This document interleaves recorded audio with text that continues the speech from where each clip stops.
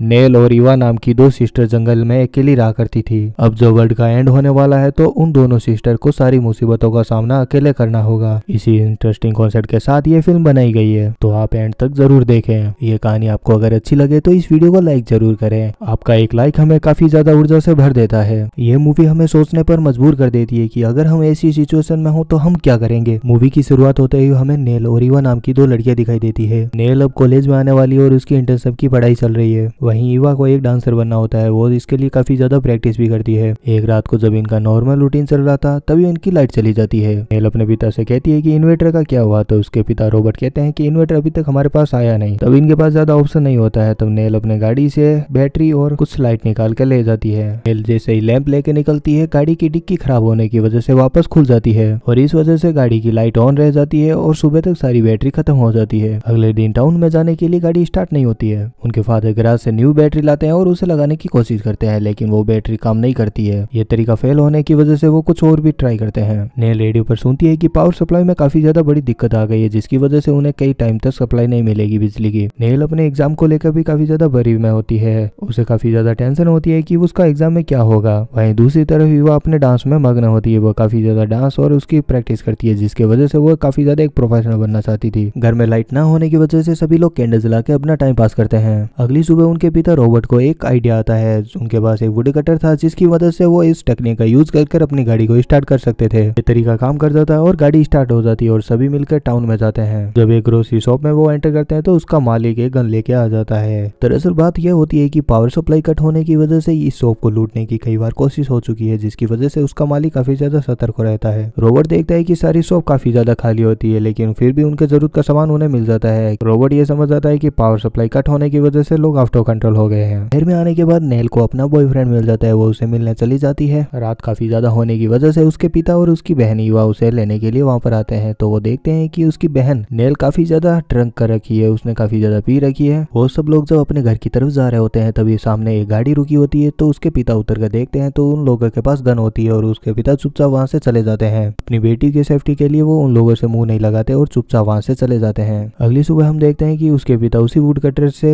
एक पेड़ को काट रहे होते हैं। वुड कटर का एक नेट लूज हो जाता है, जिसकी वजह से वहां पर हादसा हो जाता है और रॉबर्ट का एक पैर कट जाता है। नेल पढ़ाई कर रही होती है और युवा अपना डांस प्रैक्टिस कर रही होती है। अपने पिता की चीखें सुनकर वो अपने पिता की तरफ तेजी से भागते हैं। अपने पिता को जख्मी देख वो दोनों रोने लग जाती है। उनके पिता के खून बहुत ज्यादा बह जाने की वजह से उनकी वहीं पर मृत्यु हो जाती है। वो दोनों रात भर अपने पिता के साथ ही लेटी रहती है। अपने पिता के गम में डूबी होती है। कई बार उन पर जंगली जानवर हमला करते हैं। रात के समय में वो समझ आती है उनके पिता को अब बूढ़ना होगा। अगली सुबह होते ही वो उनके लिए एक बड़ा सा गड्ढा खोदते हैं। गड्ढा खोदते खोदते उन दोनों के हाथों में छाले पड़ जाते हैं, लेकिन पिता के जाने के दुख के आगे ये दुख कुछ भी नहीं होता है। वो दर्द सबसे बड़ा होता है। दरअसल उनकी मौत पहले ही गुजर चुकी होती है। अब उनके पिता भी उनसे दूर चले गए होते। ये सदमा उनके लिए बहुत ज्यादा बड़ा हो जाता है। वह कई दिनों तक खाना नहीं खाते हैं। वो चुपचाप रोते रहते हैं। कई दिनों तक वो एक दूसरे से अच्छे से बात भी नहीं करते थे। धीरे धीरे समय बीतते गया और वो दोनों अपने नॉर्मल लाइफ में वापस आने लगे। वो अपने काम करने लगे, वो अपने पढ़ाई करने लगे। वापस अपनी डांस प्रैक्टिस चालू कर देती है और नेल पढ़ाई। एक दिन युवा अपने बहन नेल के पास आती है और कहती है कि हमें जनरेटर का इस्तेमाल करना चाहिए, हमारे पास फ्यूल है और इसे इस्तेमाल करते हैं, हम मूवी देखेंगे, डांस करेंगे।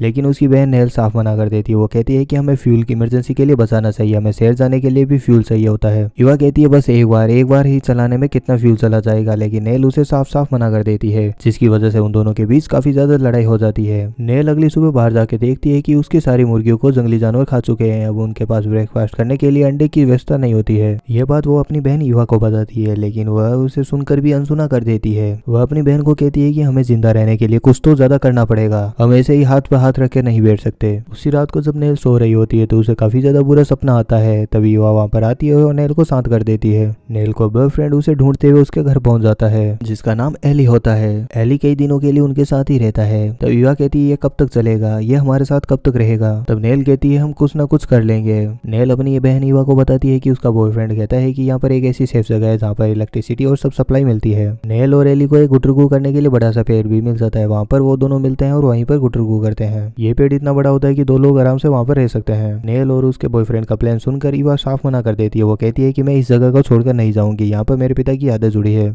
लेकिन नेल प्यार में अंधी होती है, वो कहती है हमें जाना चाहिए। इसके इतने ज्यादा जिद करने के बाद ईवा कहती है कि अच्छा ठीक है, तुम अकेली चली जाओ, मैं तो यहीं रहूंगी। उनके बाद वह नेल वहां से चली जाती है अपने बॉयफ्रेंड के साथ। थोड़ी दूर जाने के बाद नेल को अपने पिता की बात याद आती है और वो अपने बॉयफ्रेंड को कहती है कि मेरी इस दुनिया में मेरी बहन के अलावा और कोई नहीं है। मेरे पिता मरते वक्त उन्होंने कहा था कि अपनी बहन का ध्यान रखना और अपनी बहन का साथ कभी नहीं छोड़ना, और हम दोनों एक दूसरे के लिए ही हैं, हम दोनों एक दूसरे को कभी नहीं छोड़ेंगे। नेल अपने बॉयफ्रेंड को बीच रास्ते में छोड़कर वापस अपने घर आ जाती है। ये देख रीवा काफी ज्यादा खुश हो जाती है कि नेल वापस आ गई है। इसी तरह बिना बिजली के उन्हें रहते हुए 6 महीने बीत जाते हैं। वो दोनों जंगल में रहना अच्छी तरीके से सीख जाते हैं। फ्रूट तोड़ते, अचार बनाते, अगले सीजन के लिए उनके काम आने के लिए ये सब करते थे। अब उन दोनों की आपस में काफी ज्यादा बनने लगी है। वो दोनों काफी ज्यादा एंजॉय करते हैं। वो एक बार जनरेटर भी चलाते हैं, मूवी देखते हैं, अपनी पुरानी क्लिप्स देखते हैं और उन्हें याद आता है कि वो बचपन में कितना एंजॉय किया करते थे अपने पिता के साथ। अगली सुबह नेल फ्रूट तोड़ने के लिए वहां से चली जाती है और ईवा घर पर अकेली होती है और वो लकड़ियां काट रही होती है। तभी वहां पर वो ग्रोसरी शॉप वाला बंदा स्टेन वहां पर आ जाता है। वो ईवा की खूबसूरती पर काफी ज्यादा मंत्रमुग्ध हो जाता है। स्टेन ईवा से पूछता है कि क्या तुम अकेली हो? तब ईवा कहती है नहीं, मैं अकेली नहीं हूँ, मेरे पिता मेरे साथ रहते हैं। ईवा स्टेन से कहती है कि मेरे पिता यहीं पे रहे, वो कुछ ही मिनटों में आने वाले हैं। स्टेन समझ जाता है कि ईवा झूठ बोल रही है। भूखे भेड़ी की तरह ईवा वह झपट्टा मारता है और उसका सारा काम तमाम करके वो वहां से फ्यूल लेके चला जाता है। घटना के बाद ईवा को मेंटली और शारीरिक काफी ज्यादा टॉर्चर सहना पड़ता है। उसके दिमाग पर इतना ज्यादा गहरा सदमा पहुंचता है कि वो कई दिनों तक घर से बाहर भी नहीं निकलती। उसकी बहन नेल उसे प्रोटेक्शन करने के लिए हाथ में गन लेकर रात भर जागती रहती थी, कहीं वो दरिंदा वापस ना आ जाए। वह सेफ्टी के लिए सारे घर को कवर कर देती है। नेल अपनी बहन की इस हालत को देखकर काफी ज्यादा चिंता में रहने लगी। उसको समझ नहीं आ रहा है कि उसे इस ट्रॉमा से बाहर कैसे निकाला जाए। वह अपनी बहन को खुश करने के लिए जनरेटर को स्टार्ट करती है और कहती है कि चलो हम डांस करते हैं। लेकिन फिर भी ईवा खुश नहीं होती इन सबसे भी, कि ईवा का अब किसी भी चीज में मन नहीं लग रहा। वो ना तो खाना खाती ना ही अपना डांस प्रैक्टिस करती है। कि ये सब करने के बाद भी ईवा खुश नहीं होती है, तो नेल वहां से बाहर चली जाती है और अपने गार्डन में जाके गड्ढा खोदने लग जाती है। तभी उसके लोअर बैक में पेन आ जाता है, जिसकी वजह से वो चिल्लाती है ईवा मुझे बचाओ। ईवा जैसे घर से बाहर निकलती है तो उसे अपना वाक्य याद आ जाता है। उसके साथ हुई घटना पूरी याद आ जाती है। अपनी बहन के कई बार चिल्लाने के बाद ईवा को होश आता है और वो तेजी से भागते अपने बहन के पास आती है और उसे मदद करती है। उस घटना के कुछ महीनों के बाद ही ईवा को उल्टियां होने लग जाती है। तभी उसकी बहन नेल कहती है कि हमें नेचुरली अबॉर्शन करना होगा, लेकिन ईवा कहती है कि नहीं, मैं इस बच्चे को रखना चाहती हूँ। नेल कहती है तुम्हारा दिमाग खराब हो गया, उस दरिंदे ने तुम्हारे साथ ये सब किया और तुम उसी के बच्चे को रखना चाहती है। तब नेल कहती है कि नहीं, ये इसमें बच्चे की क्या गलती है, हम एक बच्चे की हत्या कैसे कर सकते हैं, उसे ये मौका थोड़ी मिला है पेरेंट्स चूज करने का। ईवा के कन्विंस करने के बाद नेल भी मान जाती है और कहती है चलो ठीक है, हम इस बच्चे को पालेंगे। तो ईवा को खाने में प्रोटीन की कमी होने लग जाती है, तो नेल उसके लिए शिकार करती है और उसके लिए मांस लेके आती है, जिससे कि ईवा की प्रोटीन की डाइट पूरी हो सके और एक हेल्दी बच्चा पैदा हो सके। तो अपनी बहन को थैंक यू बोलती है। वो कहती है कि तुम मेरी बहुत अच्छी बहन हो, जिसने मेरे हर बुरे समय में मेरा साथ दिया है, कभी मेरा साथ नहीं छोड़ा है। नेल काफी ज्यादा किताबें पढ़ती है। वो देखती है कि ईवा की डिलीवरी कैसे की जा सके। बारिश का समय होता है तो वो कहती है कि हमारे घर में तो पानी टपकता है, अगर हम यहाँ पे डिलीवरी करेंगे तो काफी ज्यादा हो हल्ला होगा, जिसकी वजह से आस पड़ोस में तुम्हारी आवाज आ जाएगी। तब नेल उसे कहती है कि मेरे पास एक सेपरेट और सेफ जगह है, जहाँ पर एक बड़ा सा पेड़ है जिसके अंदर लोग आराम से रह सकते हैं। ये वही जगह होती है जहाँ पर नेल अपने बॉयफ्रेंड को लेके जाती थी। उस पेड़ के अंदर ही ईवा अपने बच्चे को जन्म देती है। बच्चे के इस दुनिया में आने के बाद नेल और ईवा काफी ज्यादा खुश होते हैं। अब ईवा को जीने का एक नया मकसद मिल जाता है और नेल अपने बहन ईवा को खुश देखकर काफी ज्यादा खुश हो जाती है। वह अपने बेटे का नाम पिता के नाम पर रखती है, जिनका नाम रॉबर्ट होता है, वो उसी का नाम भी रॉबर्ट रखती है। इसके बाद जब वो घर पर जाते हैं और घर देखते हैं कि पूरा घर टूटा हुआ है, तूफान की वजह से उनका सारा घर खंडर बन चुका है। ईवा अपनी बहन को कहती है कि अब हमारा इस घर में कुछ नहीं रहा है, जितना भी कीमती सामान है सब साथ में ले लो और हमें इस घर को आग लगा देंगे। वह पूरे घर में पेट्रोल छिड़कते हैं और सारा कीमती सामान निकाल लेते हैं और दोनों मिलकर एक साथ घर को आग लगा देते हैं। ये सब उन्होंने बच्चे के भविष्य के लिए किया था और वहां से चले जाते हैं और मूवी यहीं समाप्त हो जाती है।